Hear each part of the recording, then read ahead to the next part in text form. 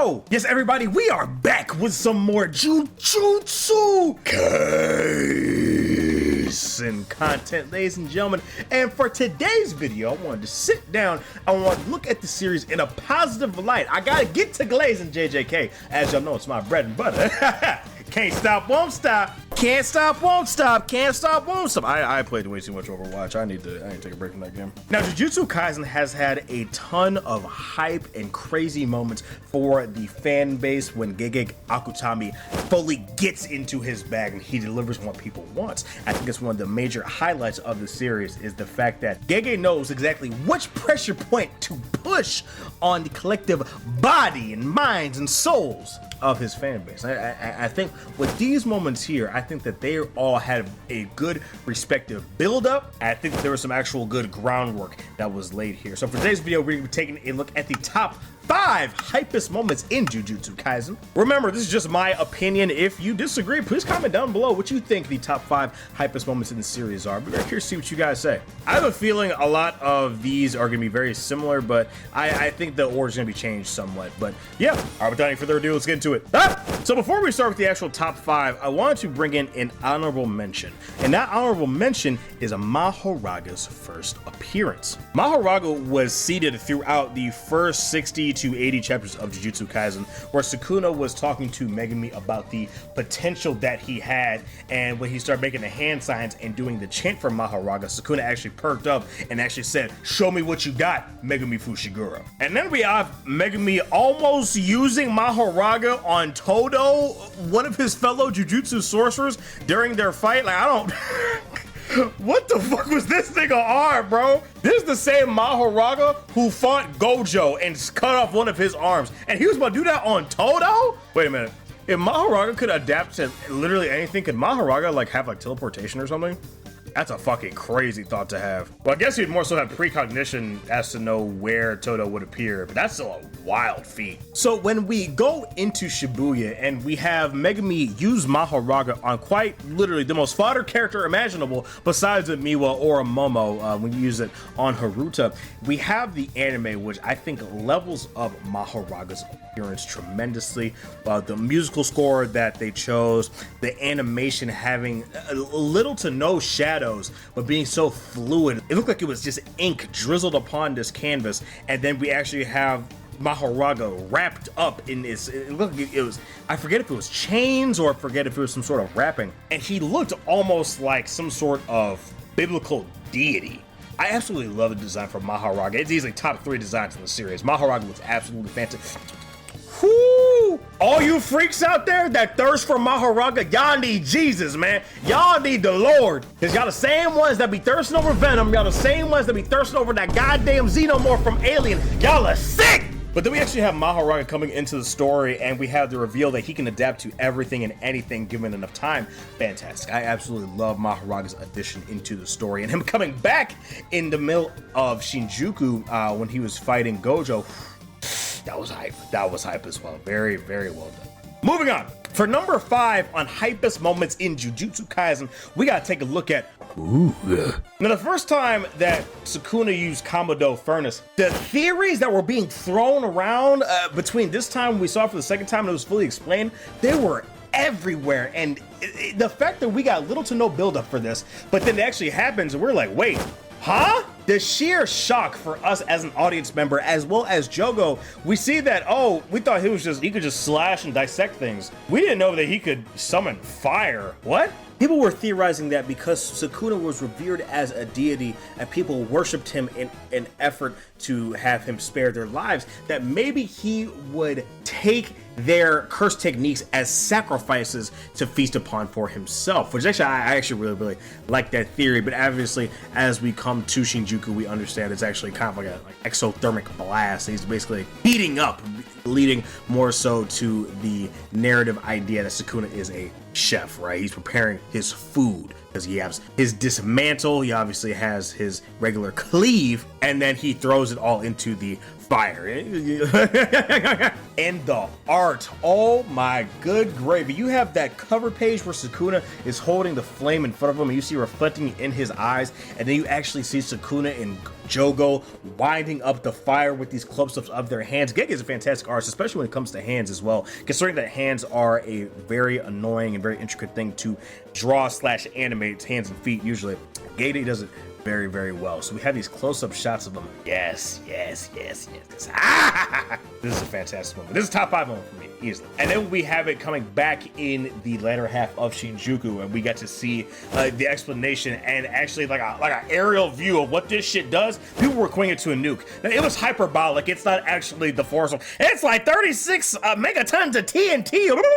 No, but like it's a big ass blast. Yes. Sukuna doesn't even beat the Attack on Titanverse. I hate power scalers with every fiber of my being, man. I genuinely do. I hope y'all just wake up one day and all of your toenails just fall off. Not even like your toes, just your actual toenails. So you just walk around in pain all day. Coming in at number 4 for most hype moments in JJK, we have Yuji versus Mahito at the end of Shibuya, and Todo assisting Yuji in the midst of his fight. Now, Mahito and Yuji had been mortal enemies since damn near the beginning of the series, and Mahito did an incredible amount of damage to Yuji's psyche in the midst of Shibuya, as well as in the midst of the versus Mahito arc when he killed Junpei. We know that Yuji tends to get angry for the sake of other people, so when he sees Junpei and Junpei lifts up his hair, he sees the cigarette burns. Yuji is saddened and he says, "I won't curse you anymore. I refuse to fight you anymore.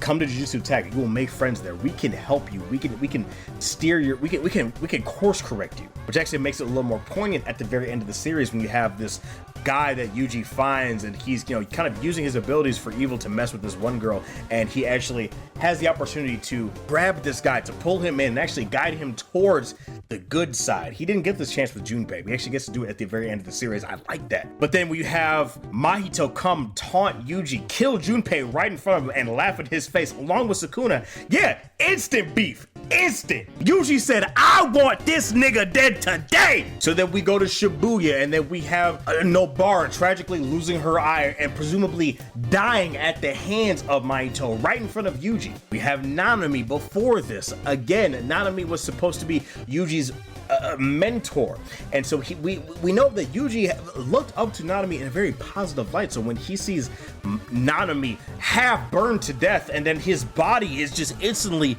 eviscerated, it's disgusting. And you have Mahito saying that you came here with all this half-ass determination. You thought you were gonna do some shit. You thought you was gonna do some shit. Your daddy wasn't shit. Your mama wasn't shit. You thought you was gonna be some shit. So when we come to the end of Shibuya and we actually have Yuji, Todo, and Mahito, and Yuji is trying to square off against Mahito. He's doing everything he can. He's trying to break through this armor that Mahito used a binding vow on himself with. We see that Yuji now can almost, he has almost mastered the Black Flash. He can almost manifest it at will. And when Yuji defeats Mahito, he stands over him and he says, "Yes, I am you. Just like how you kill people without a second thought, I will always save those in need, because that is my nature. Every time you reincarnate, if you ever think about coming back to this world of the living, I will kill you where you stand every single time. I am you." Whoa! That's some good shit. That's some good shit right there. I like that. I like that. And you have the anime where they actually add up to it, and Mahito acts like a child. He's crying. He tries to throw snowballs, and Yuji puts a rock in it, tries to throw it. You see like Yuji's like people look down at him and dilate.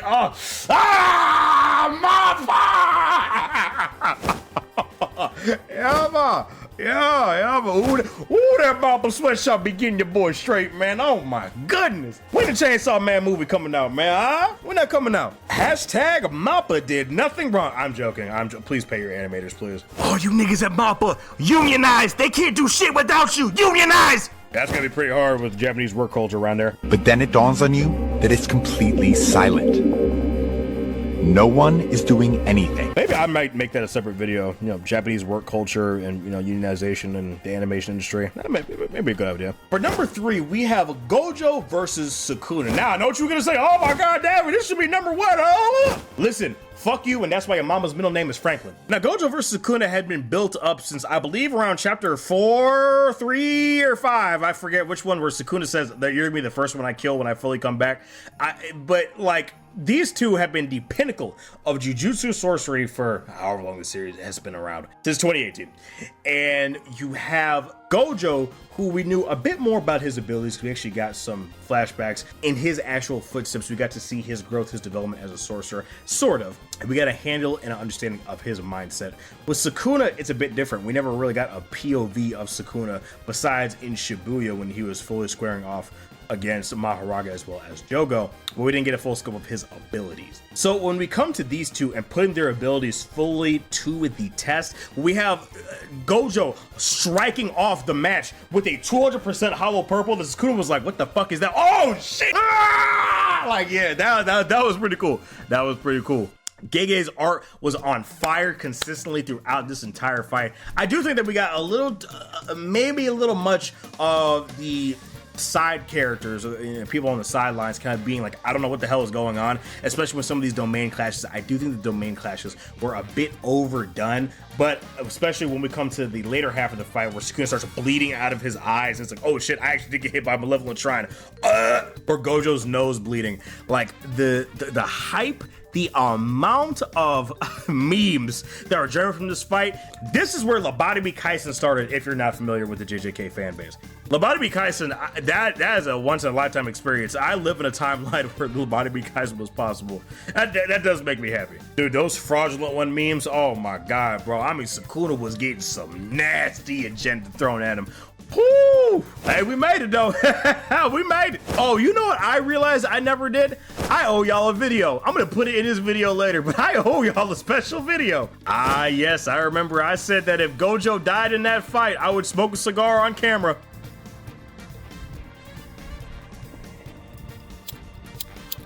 Are you fucking kidding me?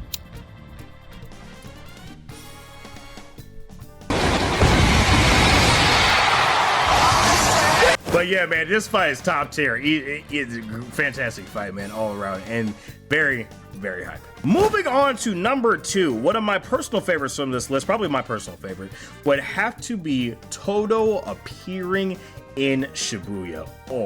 Oh, dude. I mean, the people that were waiting in anticipation for this moment, and actually we had the reveal with the music, the da, da, da, da, and you had the slow motion Todo walking up. He pulled that jacket down saying, we are the exception. I absolutely adored this moment, man. Oh my God. You see, when we have Yuji at his lowest point, mentally given up, he was fully accepting to be killed by Mahito. He had his mentor killed in front of him. He had Nobara killed in front of him. He had just mass murdered hundreds of people at one time in his own body, POV. He saw it firsthand. And Mahito is droning on and on and on about how this is a clash of ideas, of how he was ill-prepared for this moment. And as soon as he is about to have his life stripped away from his body, all we hear is the sound of the Gion Shoujo bells echoes the impermanence of all things. The color of the salad flowers reveals the truth that the prosperous must decline. However, we are the exception. Ooh, Giga! Yeah, boy, yeah, my, ooh, my, oh my God, Father Jesus. You want to talk about hype? Look at the art here, man. Look. This is some good shit, man. Finally, some good fucking food. Todo coming in to save his brother, and he tells him, yes, well, all things must come to an end. The second we forget them, the second that they leave our memory for good, that's when they're truly gone. He ain't talking to this nigga, man. Talk to your brother, man. Yes. Oh. While yes, Todo may certainly not be Yuji's brother by blood, he is certainly his brother when it comes to ideals and protecting him. This is what the fuck I'm talking about, man. This moment right here, absolutely immaculate. He says, stand up. We still have a job to do. Get on your feet. I think at this moment marks Todo's appearance in Shinjuku, and I love that moment too. The Sukuna launches.